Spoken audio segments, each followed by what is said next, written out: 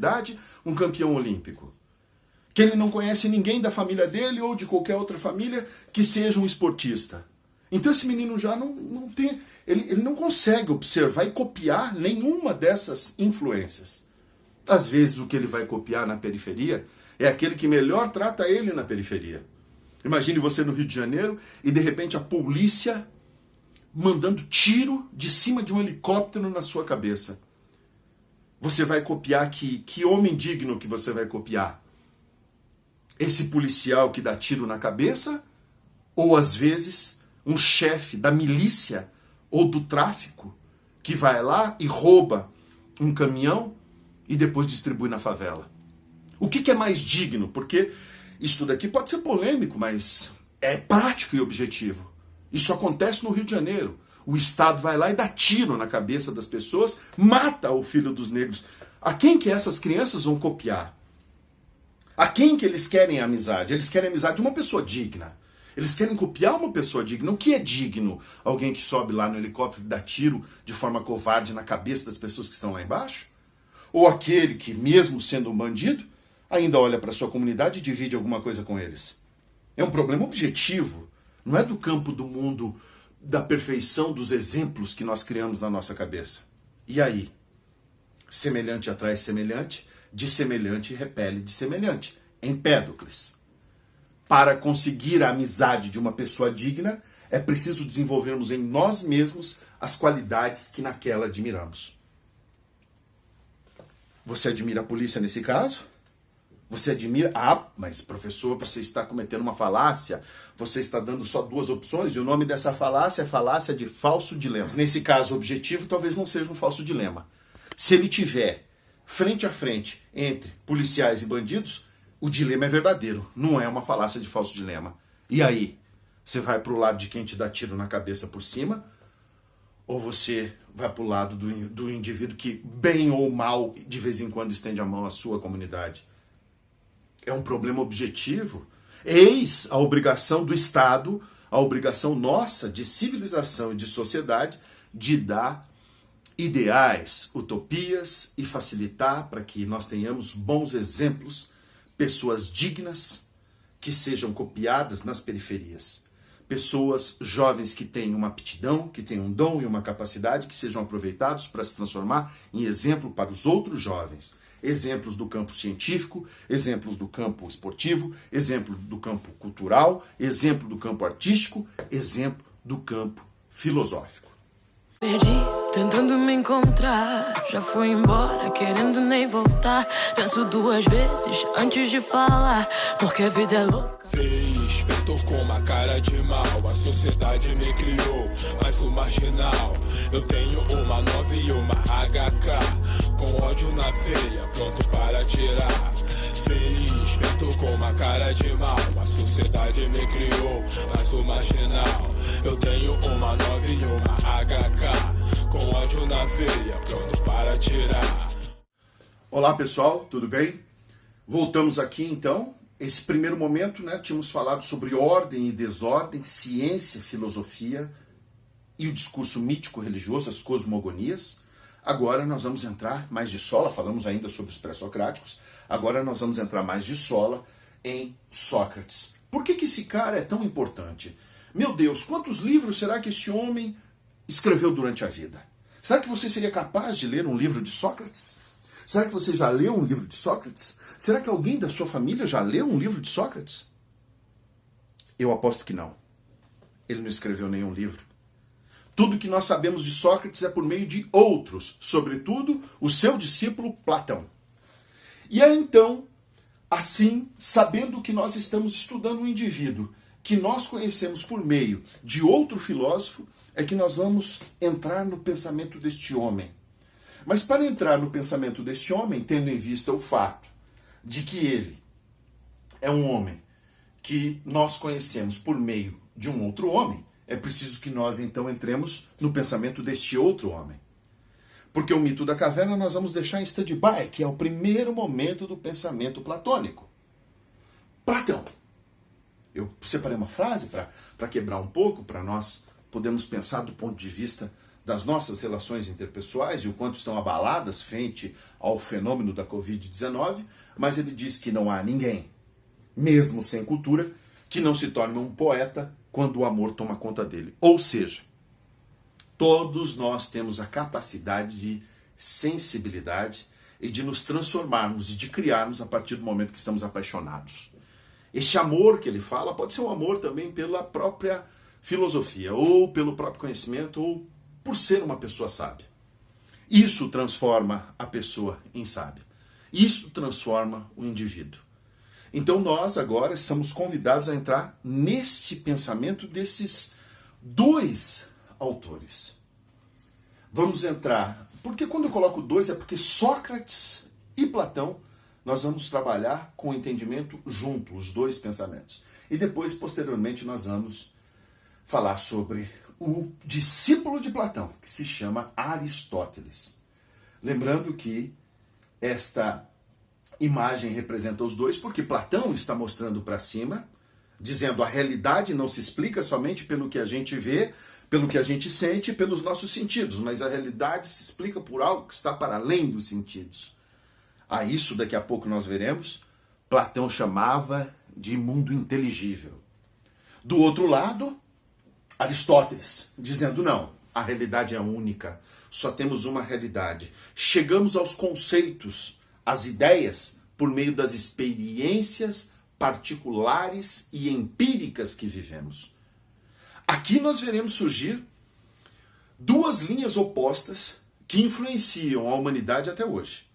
De um lado, o empirismo, muito mais ligado à herança aristotélica, e por outro lado, o racionalismo, a razão, o pensamento de que o mundo racional, a racionalidade, é que explica a realidade e que esta realidade empírica, inclusive, pode me enganar. Nós vamos entrar um pouco mais no pensamento dele com este esquema que eu separei para vocês. Percebam, mundo inteligível, mundo sensível. Nós temos uma distinção. Se você olhar isso daqui e começar a lembrar da igreja, não vá ficar tão preocupado. Porque estes homens ensinaram ao cristianismo a sua própria doutrina. Eles, os cristãos, pegaram os pensamentos de Sócrates, pegaram os pensamentos de Platão e jogaram para dentro da igreja católica naquele momento que representava o cristianismo. Jogaram por meio de um pensador, Santo Agostinho, que pegou o pensamento platônico e transformou nesse discurso religioso que você vai se lembrar enquanto nós estivermos estudando Platão. Depois São Tomás de Aquino faz o mesmo com Aristóteles. Mas vamos nos ater agora, para nós não nos confundirmos, ao pensamento socrático platônico. O que nós temos aqui? O mundo sensível de um lado, em anteposição ao mundo inteligível. Essa observação, quem está dentro do mundo sensível julga as coisas a partir de objetos sensíveis, a partir de imagens, a partir de fé, e ele sai de um estágio de suposição e chega no máximo à fé. Ele crê. E aí, então, segundo Platão e Sócrates, ele chegaria num estágio de opinião. No máximo, ele teria uma opinião. Eu citei para vocês os filósofos pré-socráticos e deixei de propósito de citar dois importantíssimos, porque agora eu vou citá-los. Aqui vai entrar no pensamento platônico, no pensamento socrático, uma herança de Parmênides. O princípio da identidade. A crítica que Parmênides e Zenão de Eleia fazem a Heráclito por acreditar no mundo sensível, no tempo e no movimento. Zenão de Eleia, ajudando o seu professor, vai lá mostrar que tempo e movimento são ilusões. E ele dá os seus paradoxos para nos explicar, para nos demonstrar isso. Então, percebam, nós vamos destrinchar este quadro aqui. As pessoas que ainda estão no estágio, segundo Platão, do mundo sensível, fazem o seu julgamento com base numa suposição e podem chegar até a fé. E todos nós partimos do nosso entendimento numa base sensível, é óbvio. Nós nascemos e fomos jogados aqui.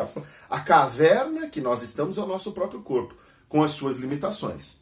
Trabalhamos com imagens e objetos sensíveis, saímos sempre de uma suposição, é natural isso, né? Supomos, temos que fazer isso para poder nos movimentarmos, para poder sobrevivermos nesse mundo, então saímos de uma suposição, mas segundo Platão e Sócrates, né? Uma pessoa que vive dentro deste mundo sensível e que julga a realidade a partir deste mundo, o máximo que ela vai conseguir ter é fé, é crer em algumas coisas e assim chegar ao que Heráclito chamava de doxa, de opinião. Já alguém que atinge a plenitude da alma, a racionalidade e, por meio do estudo, a muito custo, com o estudo, volta a enxergar aquilo que da qual a sua alma já estava conectada, desse mundo das ideias. Quem chega ao mundo das ideias trabalha de uma forma mais abstrata, perceba. Mundo inteligível. Já entram os objetos matemáticos, e aqui a gente pode observar a lógica articulada aos conceitos, às ideias. Saímos já daquele estágio de suposição e fé e chegamos ao entendimento sobre algumas coisas, por meio das regras lógicas. E aí, então, podemos acessar a inteligência. E aí, então, chegar a uma ciência, uma episteme, um conhecimento de fato. E aí, nos aproximarmos da aletheia, a verdade. Será que a nossa realidade é composta somente por uma dimensão? Será que existem dimensões distintas? Será que existem mundos que compõem a nossa realidade? Esse é um questionamento que provavelmente você já fez e os nossos filósofos clássicos da Grécia Antiga também fizeram. Então, como seria o real na concepção platônica? É mais platônica porque Platão que desenvolveu suas ideias e deixou de legado para nós escrito. Mas quando nós voltarmos ao mito da caverna, a alegoria da caverna, nós perceberemos que aquela metáfora inicial, num primeiro momento, do pensamento de Platão, ele descrevendo as aulas do seu mestre, parece ter deixado uma impressão que é levada até o fim e com uma dimensão muito mais complexa por parte do discípulo Platão. Então, num primeiro momento, a gente confunde mesmo o pensamento de Sócrates e de Platão, porque os dois estão imbricados um ao outro. Vamos lá. Para eles, a concepção da realidade se dá percebendo que existem duas modalidades distintas de mundo. Um seria o mundo inteligível e o outro seria o mundo sensível. Para esses pensadores, o problema é que nós, seres humanos, estamos numa condição de ignorância. Estamos aprisionados num mundo de sensibilidade, numa caverna de sensibilidade. O nosso próprio corpo é o nosso problema, porque nós somos limitados a partir dos nossos sentidos para tentar compreender como funciona o sistema, como funciona a realidade. Vamos lá. Para eles, existem então esses dois mundos, o mundo sensível e o mundo inteligível. O mundo sensível é norteado pelos sentidos. Então as pessoas que partem do mundo sensível, se quiserem analisar qualquer coisa, vamos pegar aqui uma teoria da conspiração. As teorias de conspiração, elas normalmente são pautadas no mundo sensível. Então pensemos sobre a morte de Osama Bin Laden. Osama Bin Laden morreu. Queremos saber a verdade sobre isso? Para nós sabermos a verdade sobre isso, nós temos que analisar como nós julgaremos as coisas e qual a possibilidade que nós temos de julgar a partir das limitações que nós temos por meio dos nossos sentidos. Provavelmente você deve ter visto já algumas declarações dizendo que Osama Bin Laden não morreu. Assim como Elvis não morreu e outras personalidades não morreram. Primeiro que se as revistas publicassem que eles morreram, isso não venderia. Mas não vamos ficar por aí que isso seria um argumento raso para destruir o argumento das teorias de conspiração. Vamos mostrar nas entranhas como funciona esse modo de pensar. Para Platão, normalmente quem parte dos sentidos analisa a realidade a partir de objetos sensíveis. de imagens, por exemplo. Essas pessoas partem de alguma suposição e elas têm uma crença, uma fé. É até onde elas chegam. E assim elas conseguem produzir o quê? Uma doxa, uma opinião, né? Paradoxa, opinião contrária. Doxa, uma opinião. Aqui nós temos que retomar o pensamento lá de Parmênides e de Heráclito. Para Heráclito, todos nós só podemos chegar a uma opinião porque tudo está em constante movimento. É o eterno devir. Para Parmênides, existe alguma coisa que permanece, a identidade, o ser. O ser permanece. O ser das coisas é eterno. E a gente é confundido pelos sentidos com o tempo e o movimento, que nos confundem. E a grande prova disso, quem dá, é Zenão de Eleia, discípulo de Parmênides, demonstrando por meio dos seus paradoxos que matematicamente esses paradoxos são inexplicáveis. E as pessoas que dizem que Osama Bin Laden não morreu, você vai perceber que estão bem encaixadas nesse quadro que explica a realidade de Sócrates e de Platão. Vejamos, a pessoa que diz que Osama Bin Laden não morreu não vai recorrer ao quê? Cadê as imagens do corpo? Não foram divulgadas as imagens do corpo, nunca ninguém viu. Ninguém. Ah, mas depois surgiu uma imagem, no momento em que foi divulgado que ele tinha morrido, não foi divulgado as imagens, não foram divulgadas as imagens. Não foi dito onde está o corpo, ninguém viu onde está esse corpo para poder fazer um exame e saber se esse corpo realmente era de Osama Bin Laden. Você vê que tem boas argumentações, mas essas argumentações estão num campo muito mais sensível do que no campo inteligível, o campo da lógica. Nós já vamos trabalhar com a questão da lógica.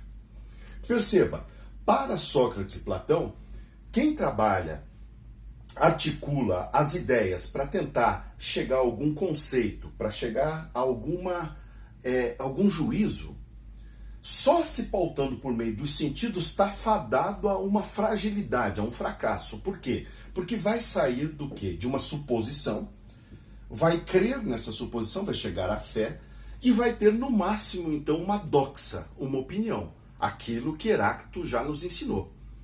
Era impossível saber alguma coisa da realidade porque a realidade nos escapa. A verdade nos escapa, a realidade nos escapa porque estamos em constante transformação. Estamos todos os entes existentes, todas as coisas estão em transformação. Mesmo um homem, mesmo a água. Quando o homem se banha nessa água desse rio, ele nunca mais vai se banhar novamente na água desse rio. A água será outra, ele será outro, tudo será diferente. Então, por isso, ninguém poderia saber alguma coisa de fato. As pessoas poderiam, no máximo, ter uma opinião. Ninguém chegaria a uma episteme, a um conhecimento de fato das coisas. Ninguém conseguiria apreciar a aletheia, que é a verdade. Isto posto, voltemos ao nosso quadro e vejamos. É assim que articula-se o pensamento mais São Tomé. Eu preciso ver para crer. É assim que se articula o pensamento mais do senso comum. Mais daqueles homens que são mais simples, simplórios. Eles se pautam pelo que eles veem, eles se pautam pelo que eles ouvem, eles se pautam pelo que eles sentem, degustam, têm a experiência do paladar. Essas pessoas julgam as coisas a partir muito mais de si do que de conceitos. Elas levam em consideração muito forte a sua experiência. Agora, como nós resolveríamos o problema para saber se Osama Bin Laden morreu ou não, encaixando dentro desse quadro platônico, socrático? Para Sócrates e para Platão, o conhecimento de fato das coisas aqui é mera opinião. Né? O mundo sensível é mera opinião. O conhecimento de fato das coisas, a verdade acerca da existência, da realidade, está no mundo ideal, no mundo das ideias, no mundo inteligível, no mundo suprassensível, no mundo que é o mundo perfeito, e esse mundo perfeito gera como sombra esse mundo imperfeito da sensibilidade, aonde a gente se engana, onde a gente se confunde, onde a gente não percebe a identidade das coisas, porque nós estamos todos moídos da visão, do paladar, do tato, do olfato, da audição, como um valor, um padrão um filtro da verdade. E às vezes esse filtro não comporta a verdade, porque nós não podemos enxergar algumas verdades, nós não temos nem capacidade. Kant depois vai falar sobre isso. Aqui, no mundo inteligível, para Platão, é onde se articulam os objetos matemáticos, os conceitos, a geometria, a lógica. Ele é muito pitagórico, não se esqueça que para Platão, na sua escola, chamada academia, é daí que vem as academias, as universidades, né? A academia. Nas academias, né? Na academia de Platão estava escrito: aqui não entre quem não for geômetra. Então, é preciso ter um domínio matemático, abstração matemática para chegar ao conhecimento das coisas. Senão, daqui a pouco você está caindo no argumento sensível, do mundo sensível, que realmente essa Covid é uma invenção, por exemplo. Porque talvez você não tenha visto ainda alguém, ou sabido de alguém próximo a você que tenha morrido dessa doença. E aí, você chega a uma aparente verdade que é mera opinião. Você só vai saber se isso é verdade de fato quando você fazer uma análise matemática das coisas. O que significam 22 mil pessoas, se é que é isso, porque provavelmente é um pouco mais, ou bem mais que isso. O que significa 60 mil pessoas que morram num universo de 210 milhões de pessoas. Você já percebeu que você teve que pensar de forma abstrata? Você teve que sair dessa visão imediata, de ter visto ou não visto alguém com Covid, de ver alguém com Covid morrer ou não ver alguém com Covid morrer, que é um julgamento muito raso e muito direto e muito objetivo, de uma visão mais abstrata, por exemplo. Opa, eu tenho que analisar se eu não vi, se eu não tive essa experiência, percebendo as dimensões matemáticas, né? As dimensões geométricas do que eu estou tentando falar. Eu tenho que analisar de forma com a proporção matemática, com as regras matemáticas, com a lógica, para perceber se a minha experiência não é uma experiência muito frágil, muito fraca para aferir verdade sobre alguma coisa. Então veja, já quem trabalha no plano inteligível está trabalhando com articulação entre os objetos matemáticos, nós pegamos aí números, certo? E ideias, conceitos, lógica. Essas pessoas, para Platão, podem, não é que devem, porque é uma escada evolutiva, é a sese, é a reminiscência. Eu já era ideia absoluta, eu fazia parte deste mundo ideal e fui aprisionado nessa sensibilidade, e agora, por meio do estudo, volto a subir degraus, esforçando a minha alma para chegar ao mundo inteligível. Mas nunca vou chegar porque estou vivo, porque estou preso a esse corpo. Mas o meu dever é, por meio do estudo, tentar evoluir e sair da suposição que todos já tiveram, da fé que todos já tiveram. Não significa uma fé religiosa nesse caso, mas as crenças mínimas que nós temos empíricas. É óbvio que você teve que ter alguma suposição e alguma fé. Você observou o mundo quando era criança, se machucou, e você supôs que se você se machucou mexendo naquela coisa, você não deveria depois mexer naquela coisa, porque senão você ia se machucar. Você teve uma crença, você estabeleceu uma relação que te defendeu naquele momento. Mas isso não é conhecimento. Conhecimento é ir para além dessa experiência sensível e atingir um plano inteligível.